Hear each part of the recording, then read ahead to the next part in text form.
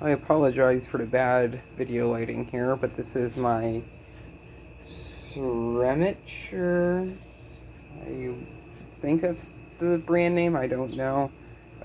Battery charger. This is what I use to jump all of these problematic tractors that I have around here. And I absolutely love this. And I am very sad to say that it's broke. I was sitting in on that fender there of that tractor where it fell over and the knob broke, and it's like in a way where I can't like glue it back together with hot glue. Here's the knob. It's pretty scraped up just for tumbling off of a tractor. This thing has been dropped and beaten around several times, and it's like, I think this particular unit's from 2008. And I believe they continued to make it for a while, because I recall seeing these on the store shelves circa 2016. And it's a really nice battery charger. It's very heavy. I don't think this is anywhere near cheap. It's probably at least $100. This thing is really well made. It has a jumper in it, so this thing can pretty much just jump a car battery out of a deep slumber, which is really nice for these mowers, so I don't have to wait for the battery to charge. This is the only battery charger I own. I don't have any others, and I am not happy with this thing breaking. Hopefully I can go online and find a switch for it. This thing is actually still in okay condition. As you can tell, the outside of the case is just dusty. There's a bit of water damage on the inside. I think it was in a few garage floods. It definitely does need to be cleaned in here. I vacuumed it out last year, I think, because a bunch of dust got in here, but it definitely needs to be vacuumed again. I think it has like a 200 amp 12 volt. So it really does work really well. It also has a 6 volt function too for charging some lighter duty batteries.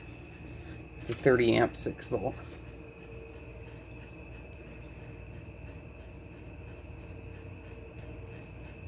I typically just run it on the 12 volt 30 amp setting for charging batteries. The little display over here has just kind of stopped working over time. The amp meter, I think, went out. The little 12 volt DC light bulb behind, I think, just went out like the other day. It does look pretty burned, and I noticed it wasn't lighting up that much when I was using it. So this thing definitely has long hours where it has been on overnight and during the winter, keeping the batteries charged on a lot of my machinery. So, yeah, and this particular unit has revived a lot of batteries. This unit was given to me by my grandfather. I'm not really sure when, but I know it was given to me by my grandfather. I'm going to guess sometime around 2020, maybe a bit earlier. And I actually was attempting to take care of this when this thing broke. So, yeah. So, it's either attempting to find a new switch for this. It has, I think, 4 functions. I think there was like 2, it would click twice, like here and here on the 12 volt. I think it was like 100 amp and then 200 amp, but it only says 100 amp and has like a little arrow pointing to both. So it's an off position, 612, 610 amp 12, and 30 amp 12.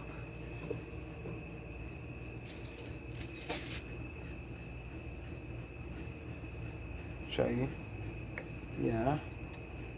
I'd really like to get this fixed. It's all the switch contacts on the back. It makes sense. That's why the switch broke. It's made in China. It's plastic. This would be a wear component, so it should be made out of metal.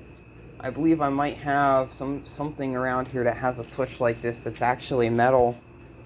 I'm looking over here. I have this Dayton box fan, which I know I bought a replacement switch for at one point in time, and it's actually still made out of plastic, which is somewhat sad. Let's put this back on. This right here is the older Dominion box, and let's see if this one at least has a metal switch. Yes, this does, but it's only a 2 position, because it has the high and low setting. I have a Westinghouse high velocity fan that I'm taking apart because I need to rebuild it because it's just gotten way too dirty. I've yet to get around to it, but there's the motor. This also has a metal switch in it, so that's somewhat sad. I don't even know where I replaced the knob for that. So, it seems like a lot of the older pieces of machinery have the metal knobs. Guess I'm now going to be on the lookout for a battery charger. I don't want to get rid of this one because this one worked so good. So, I guess I'm going to go hop on the Amazons and see if I can find a replacement switch. I might go head up my hardware store, see if I can get a switch for like 20 bucks or something. Which spending 20 bucks is better than like spending like another $200 on a new battery charger. So, no need to replace this one, it still works, just needs a new switch. So, I might have a switch somewhere else. I found a switch and it's actually made out of metal go figure. It's out of one of these Frigidaire window air conditioners, but I wouldn't run this because it has 2 speeds and then another setting for the compressor. So depending on where the switch is placed, it will use different parts of the component, I think. Something like that. I don't know. It's made by Guanco.